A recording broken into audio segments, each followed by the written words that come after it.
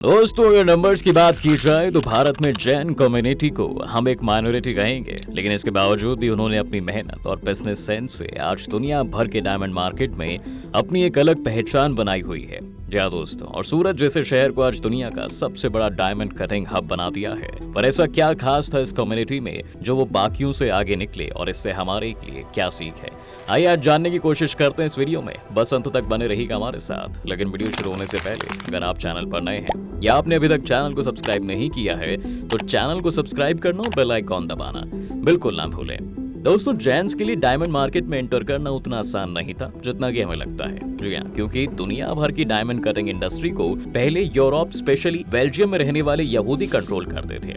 लेकिन अगर हम आज की बात करें तो भारत इस समय दुनिया भर की डायमंड कटिंग और पॉलिशिंग इंडस्ट्री में 93% का शेयर रखता है, और हर साल हम करीब $23 बिलियन के डायमंड्स दुनिया को एक्सपोर्ट करते हैं। और गौतम अडानी भी एक ऐसे ही जैन बिजनेसमैन हैं। उन्होंने अपनी पहली सक्सेस एक डायमंड ट्रेडर के रूप में ही पाई थी। पर इस कम्युनिटी में ऐसा क्या खास था? डायमंड कटिंग का काम कोई भी आम आदमी नहीं कर सकता दोस्तों, बल्कि इसके लिए ऐसे कारीगरों की जरूरत पड़ती है जो इसमें काफी ट्रेंड हो। जैसे कि हमने आपको बताया था कि बेल्जियम में रहने वाले जूस या फिर यहूदियों के हाथ में ये पूरी इंडस्ट्री थी और वो इसमें किसी को भी एंटर नहीं करने देते थे। लेकिन यहाँ पर जैन बिजनेसमैन ने मार्केट में गैप ढूंढ निकाला। सभी जीव डायमंड पॉलिशर्स बड़े बड़े डायमंड्स पर ही काम करते थे, क्योंकि उन्हीं में सबसे ज्यादा प्रॉफिट बनाया जा सकता था। लेकिन जो छोटे डायमंड्स की इंडस्ट्री थी, वहां पर कोई मेजर प्लेयर नहीं था। इसकी एक वजह ये भी थी कि उस समय इस तरह के डायमंड्स की डिमांड भी काफी कम थी और छोटे डायमंड्स को कट और पॉलिश करना ज्यादा मुश्किल था।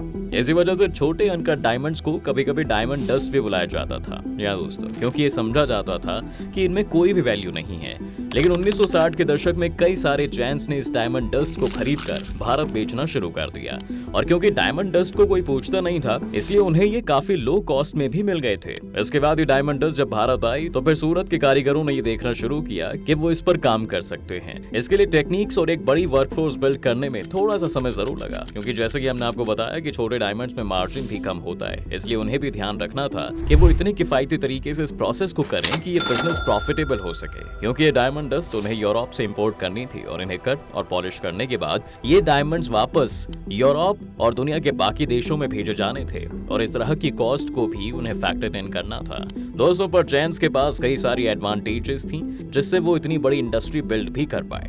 इसमें पहला फैक्टर तो यही था कि भारत में लेबर कॉस्ट यूरोप के मुकाबले काफी कम थी।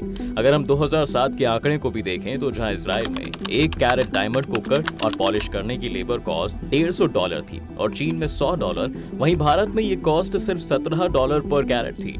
सूरत की डायमंड इंडस्ट्री के बारे में जो दूसरी बात थी वो ये थी कि यहाँ कोई एक कंपनी या कोई फैमिली नहीं थी जिसने डायमंड इंडस्ट्री को इतना ग्रो किया, बल्कि इसमें बहुत से जैन परिवारों का हाथ था। इसके अलावा दोस्तों, 1970 में सूरत में कई सारे बिजनेसेस ने एक परफॉर्मेंस बेस्ड पे सिस्टम भी लागू कर दिया, जिसमें एक वर्कर जितना बेहतर काम करता उससे उतना ही ज्यादा पैसे कमाने का मौका मिलता। इससे डायमंड्स की क्वालिटी में भी काफी सुधार आया था। जैंट्स ने और भी कई प्रॉब्लम्स को सॉल्व किया, जैसे कि उन्हें ये डायमंड्स भारत लाने होते थे और फिर इन्हें वापस ट्रांसपोर्ट भी करना होता। लेकिन इसमें ट्रस्ट की बहुत जरूरत थी, क्योंकि कोई भी इंसान अगर एक बार भी आपके डायमंड्स चुरा कर चला गया तो उसकी तो जिंदगी बन जाएगी, और फिर उसे आप कहां तक ढूंढोगे। अब इस प्रॉब्लम को सॉल्व करने में उन काम आया उनका ट्रेडिशनल अंगाड़िया सिस्टम, जो कि कई सालों से चला आ रहा था। इसमें एक परिवार घर के ही कुछ लोगों को डायमंड ट्रांसपोर्ट करने के काम पर लगा देता था और वो पूरी जिंदगी यही काम करते थे।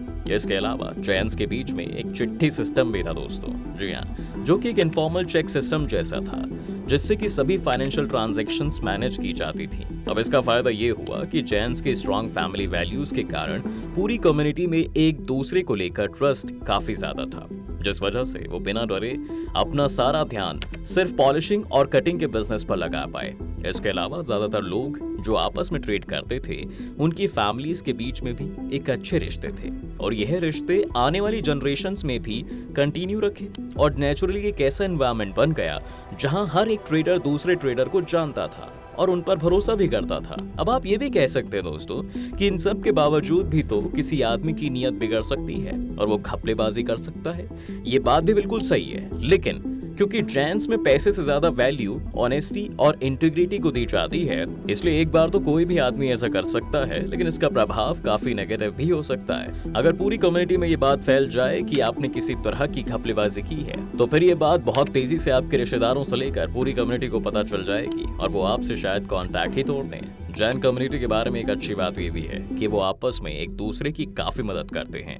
अगर कोई नया आदमी बिजनेस शुरू करता है तो उसे वहां पर लोग कंपटीशन की तरह नहीं देखते, बल्कि वो उस आदमी की मदद करने के लिए उसे ऑर्डर्स देना शुरू कर देते हैं या फिर बिजनेस सेटअप करने में उसे लोन देकर भी मदद करते हैं। इतना ही नहीं, कई बार तो ये भी देखा गया है कि अगर कोई आदमी अपने बिजनेस में फेल हो जाए तो कम्युनिटी के लोग ही उस समय उसका सहारा बनते हैं और पूरी कोशिश करते हैं कि उसे फिर से अपने पैरों पर खड़े होने लायक बनाया जा सके। साथ ही बिजनेस के अलावा फैमिली मैटर्स और दूसरी तरह की हेल्प के लिए भी कम्युनिटी के लोग हमेशा तैयार रहते हैं। और अगर आपने कभी धोखा किया तो इसका मतलब है कि आप ये सब भी खो देंगे। अब इसका मतलब ये नहीं है कि इससे धोखेबाजी के चांसेस 0 हो जाते हैं, लेकिन ये रिस्क को इतना ज्यादा बढ़ा देता है कि किसी इंसान के मन में धोखे का विचार आता ही नहीं है। इसलिए आप एक बार में डायमंड चुरा कर हो सकता है कि थोड़े पैसे कमा भी लें, लेकिन आपकी फैमिली को जो प्यार और सिक्योरिटी इस कम्युनिटी से मिलती है वो पूरी तरह से चली जाएगी। और इस तरह जैन्स इस धोखेबाजी के रिस्क को कम करते हैं। जैन्स की इस स्ट्रॉन्ग कम्युनिटी बॉन्डिंग की वजह से जब 70 के दशक में ज्यादा से ज्यादा जैन परिवार इस डायमंड पॉलिशिंग और कटिंग के बिजनेसेस में एंटर कर रहे थे, तो जो एक्सिस्टिंग प्लेयर्स थे वो उन्हें कॉम्पिटिशन की तरह नहीं देख रहे थे, बल्कि उन्हें सपोर्ट कर रहे थे, क्योंकि वो भी जानते थे दोस्तों कि उनका असली कॉम्पिटिशन तो इंटरनेशनल मार्केट में ही है। इसी कोलैबोरेशन की वजह से इस पूरी सप्लाई लाइन को वो शुरू से अंत तक बिल्ड कर पाने में कामयाब हुए। अगर आज भी हम सूरत में डायमंड बिजनेसेस को देखेंगे तो यही वैल्यूज आपको दिखने लगेंगी। अगर आप ज्यादातर बिजनेस के बारे में पता करेंगे तो आपको पता चलेगा कि आज भी ये बिजनेस कोई फैमिली मेंबर ही चला रहा है। दादाजी का शुरू किया हुआ बिजनेस आज पोते चला रहे हैं और उनके बीच में बिजनेस के बंटवारे को लेकर होने वाले डिस्प्यूट्स भी बिल्कुल ना के बराबर ही होते हैं। आने वाले सभी जनरेशंस ने इस इंडस्ट्री में नए बदलाव ही किए हैं, जैसे कि मॉडर्न टेक्निक्स को सीखना या फिर नई मशीन्स को इंपोर्ट करना, ताकि उनका काम ज्यादा एफिशिएंट हो सके। अब यहाँ हम जैन कम्युनिटी की बात कर ही रहे हैं दोस्तों, पर यह भी हमें ध्यान रखना चाहिए कि आज जो कारीगर सूरत में काम कर रहे हैं वो सभी जैन्स नहीं है, क्योंकि जैन्स ने अपनी कम्युनिटी के बाहर के लोगों को भी ये काम सिखाना दशकों पहले शुरू कर दिया था। इसलिए ऐसा बिल्कुल भी नहीं है कि वो इस नॉलेज को सिर्फ अपने तक ही रखना चाहते हैं। आज जैन्स की इसी मेहनत का असर है बेल्जियम, जहां पर कभी 25 से 30 हजार लोग डायमंड इंडस्ट्री में काम करते थे, वहां उनकी गिनती सिर्फ अब कुछ 1000 तक ही सीमित रह गई है।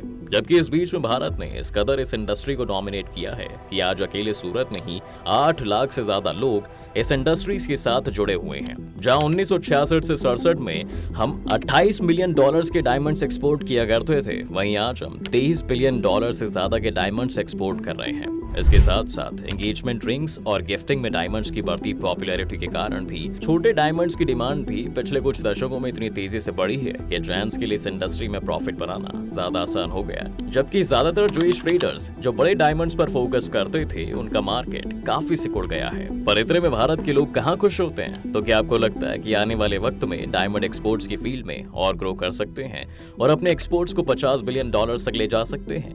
अपनी राय हमें कमेंट्स में लिखकर जरूर बताएं। उम्मीद है कि आपको आज के इस वीडियो में काफी कुछ नया मिला होगा। अगर आपको ये वीडियो पसंद आया है तो इसे लाइक करें और अगर आप इस चैनल पर नए हैं तो जाने से पहले चैनल को सब्सक्राइब करना ना भूलें।